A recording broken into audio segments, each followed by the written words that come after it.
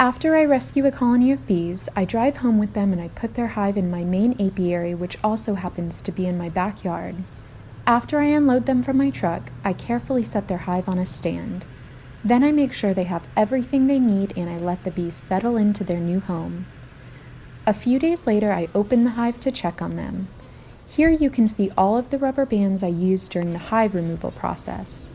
The bees will attach the comb structure from the original hive into the wooden frames of the new hive. Sometimes they'll even use the rubber bands as building guides or as scaffolding to help them build more comb. When the bees have secured the comb into the frames, they'll chew through the rubber bands and drag them out of the hive. And now the bees can continue the important work they do in peace.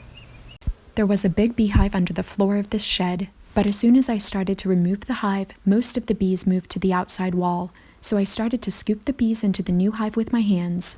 As a professional beekeeper, I've learned how to read the bees' behavior, and I could tell that these bees were calm and did not want to sting me.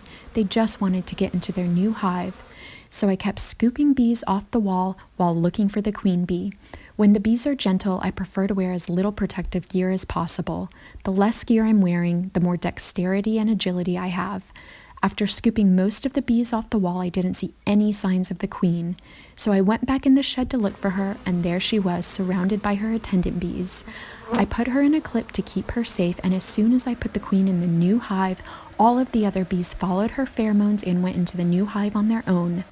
I waited for all the bees to get into their new home. Then I closed up the hive, and it was another great day of saving the bees. If a colony needs a new queen bee, one thing I can do is to order a queen from a bee breeder and get the new queen delivered to me in the mail. The queen arrives in a little cage with her attendant bees and a bit of candy for food. Then I introduce the queen to the colony to see if they will accept her. If they don't like her, they will kill her almost immediately. But if they do like her, they will start to surround her and take care of her like they're doing here. The queen bee doesn't do anything for herself so that she can focus on her one job, laying eggs. She has a group of attendant bees that follows her everywhere. They clean her and feed her and take care of all of her needs. Here's how I removed a beehive from a backyard shed. The bees were living under the floor. I found the hive entrance, but to see the size and location, I used my thermal camera. Then I cut into the floor where the bees were located. I carefully lifted the piece I cut out and discovered a beautiful hive full of honey. Since the bees were gentle and it was over 100 degrees out, I took off my veil, enjoyed some fresh honey, and went to work removing bees. I scooped the bees into a temporary travel hive while looking for the queen.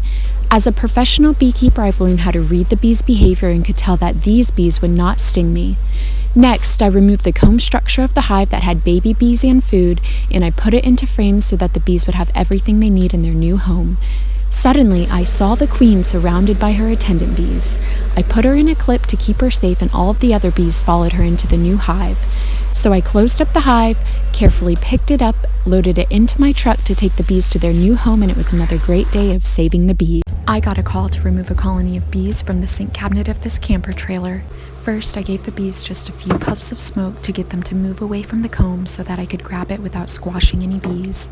These bees were calm and were not trying to sting me, so I reached inside the cabinet and started to remove each piece of comb while looking for the queen bee. After I removed most of the comb, I saw the queen in the corner of the cabinet surrounded by her attendants.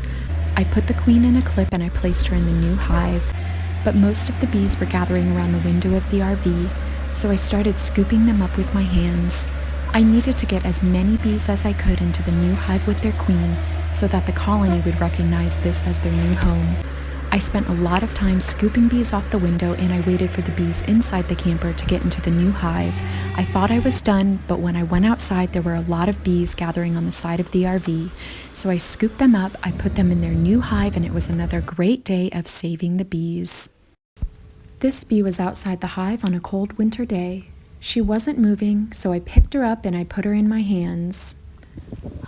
I gave her a few breaths of warm air, and I waited as the heat from my breath and from my hands warmed her body. Honeybees survive the winter by clustering together inside the hive to keep themselves and their queen warm. But when a bee gets too cold like this one did, they become paralyzed and they enter a sort of chill coma. During this state, they lower their body temperature and metabolic rate to survive the cold without food. If a bee stays too cold or in this state of paralysis for too long, it can die. But if the bee is able to warm up like this one did, movement will slowly start to return to its body and it can survive. Once this bee was able to walk, I put her back where I found her, and she returned to the warmth and safety of her colony. I got a call to remove bees from one of the weirdest places ever, this toilet.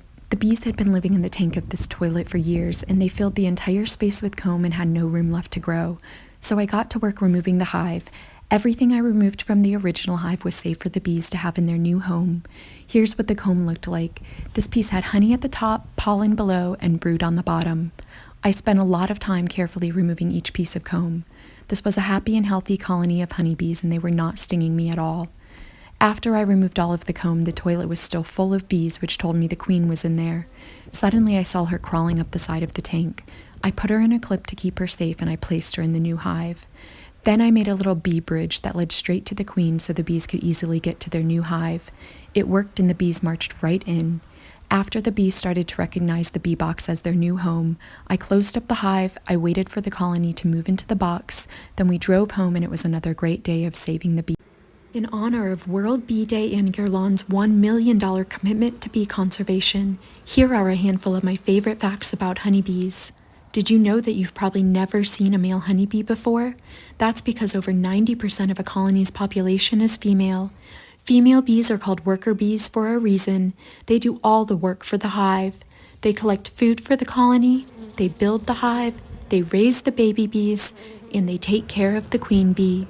The UN has designated May 20th as World Bee Day, but you can join me and companies like Guerlain who give back to bees every day. Guerlain has committed $1 million to protecting bees.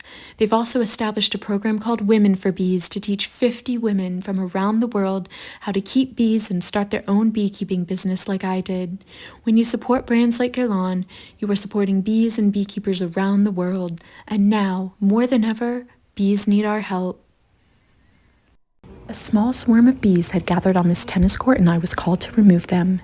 But once I got there, I realized this colony was in more trouble than it seemed. Their queen was dead, and because the bees were so loyal to their queen, they refused to leave her behind. They were still trying to attend to her and take care of her little bee body. So I put the queen's body in the new hive. It took the bees a few minutes to realize she had moved, but once they found her, they rushed to her and started to care for her in the new hive. So I waited for all the bees to get into their new hive, but since this colony was so small already, they needed more than a new queen to survive. They needed to join a new colony. So once I got the bees home, I put them in a standard beehive box, but I couldn't just put them with another colony and a new queen right away, or that could cause confusion, chaos, and fighting among the bees. So I put a layer of newspaper between them. The newspaper would keep the colony safe and separated while the bees got used to each other's scents. So I closed up the hive. When I checked on the bees a few days later, the bees had chewed through the newspaper and the two colonies had merged together to become one, and it was another great day of saving the bees. A swarm of bees settled under this umbrella and I was called to remove them. So I started scooping bees off the umbrella and putting them into a hive. When bees are in swarms like this, it means they're looking for a new place to live. They tend to be very docile since they don't have any resources to defend. They don't have a hive, food, or baby bees to protect, but they should have a queen. So with every handful of bees I scooped, I spent time searching for the queen. I repeated this process over and over again. By the time I removed most of the bees, I still had not seen the queen, and I realized this was an unusual case of a queenless swarm. This colony would not survive without a queen, but luckily I had an extra one on me I could give them. As soon as I gave the queen to the colony, they rushed to meet her. If they didn't accept her, they would try to kill her. If they did accept her, they would release her from the box by chewing through the piece of candy that stops up one end. As soon as the bees in the hive met the new queen, they began sending signals to the other bees telling them to move off the umbrella and into the box. So I just waited in the swarm of bees as the colony moved into their new home. After about 15 minutes, most of the bees were with their colony. So I checked on the queen and saw that the bees were starting to accept her. I waited a while longer for the bees to get in their new hive, then I loaded them into my truck and drove home. I put the bees in my apiary so they could continue the important work they do in a place that's safer for them and for people, and it was another great day of saving the bees. A honeybee colony is not a monarchy like many people think it is. The queen bee is actually not the leader of the hive, and she doesn't rule over all the other bees.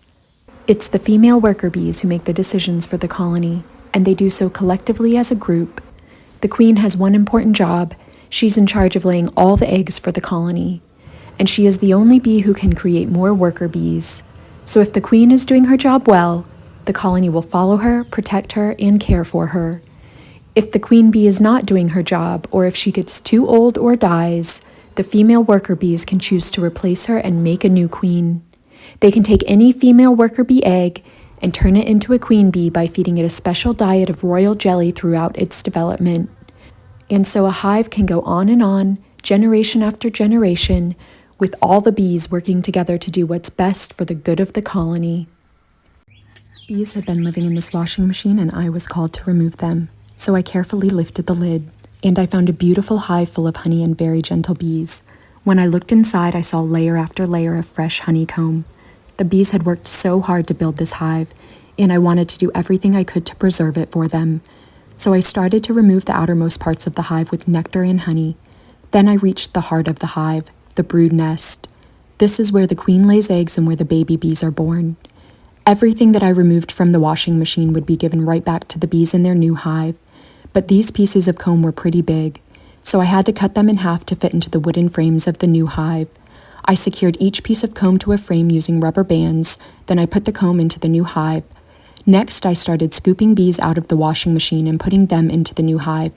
As a professional beekeeper, the most important part of my job is being able to understand bee behavior, and I could tell that these bees felt comfortable with me as we worked together.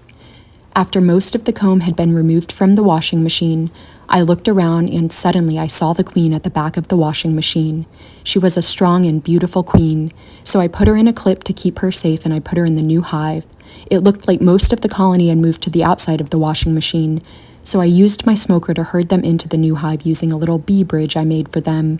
I scooped a few more handfuls of straggler bees into the new hive. Then I left the new hive there all afternoon. When I returned just before sunset, most of the bees had moved into the new hive. So I loaded the bees into my truck, and we drove home. I had just enough daylight left, but I was able to get them settled into their new home in my apiary, and it was another great day of saving the bees. It's that time of year when the female bees kick all the male bees out of the hive, and they don't let them back in, so they either starve or freeze to death. Since mating season is over and the male bees don't do any work inside the hive, they are really just extra mouths to feed in the winter when food is scarce. So the female bees have to kick the male bees out for the good of the colony and so the bees can survive until spring. I woke up one morning and my truck was covered with more bees than usual, so I ran outside in my pajamas to see what was going on. A swarm of bees that I caught the night before was leaving their hive and swarming again. I tried to offer their new hive back to them, but they weren't moving in very quickly, which told me that they wanted to go somewhere else. It was a race between me and the bees. I had to find the queen before the bees found a place to fly off to. After a few minutes, I found her. I put her in a clip to keep her safe, but before I could put her in the new hive, I had bees swarming to her in my hand. As soon as I put the queen in the hive, the bees began to go right in. I still had some bees on my hand who weren't leaving because they could still smell their queen on me. So I shook them off so they could find her. Within minutes, the entire colony was rushing to get back into their new hive. You can see how fast they were moving and how the queen was covered in bees. I waited for all the bees to get into their hive, and it was another great day of saving the bees in my pajamas. Bees had been living in this backyard shed for at least 2 years. The landlord wanted to call an exterminator, but the family who lived here wanted to save the bees, so they called me. When I lifted up the floor, I found a huge hive full of gentle bees. The hive was so big I had to remove another section of floor to access the entire thing. Then I started removing the hive. Whatever I removed from the original hive went right into the new one so the bees would have everything they need to survive.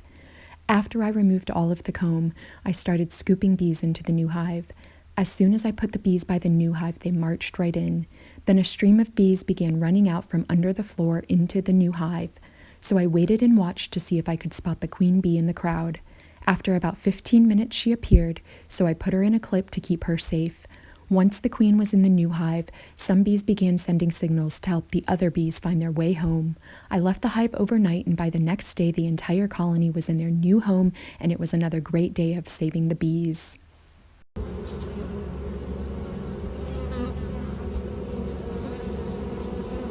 Working with bees has changed my life in so many ways, but more than anything else, it's made me understand just how important the choices that we make are to the creatures that we share this planet with. That's why I try to support brands who believe in sustainability and helping our environment as much as I do. And one of my favorite sustainable beauty brands to support is Guerlain. I've seen firsthand how Guerlain is making positive environmental impacts. They're redesigning their packaging to offer options for refilling and recycling, and they're reformulating some of their most popular products like their Abbé Royale to have even more natural ingredients.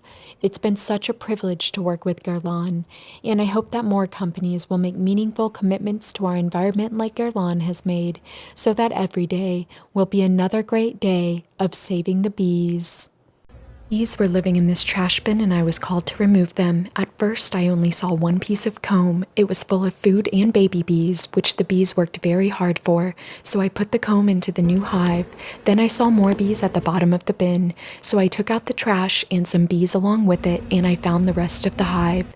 Then I removed all of the comb from the trash bin and I put it into frames. Some bees were gathering on the outside of the bin, so I started scooping them into the new hive, and in the very first handful of bees I scooped, I found the queen, so I put her in a clip and I put her in the new hive. These bees were very gentle and were not trying to sting me, so I just kept scooping them off the side of the bin. Once I had enough bees in the new hive with their queen, they started telling the other bees where to go. All of a sudden, bees started running out of the trash bin and into their new hive.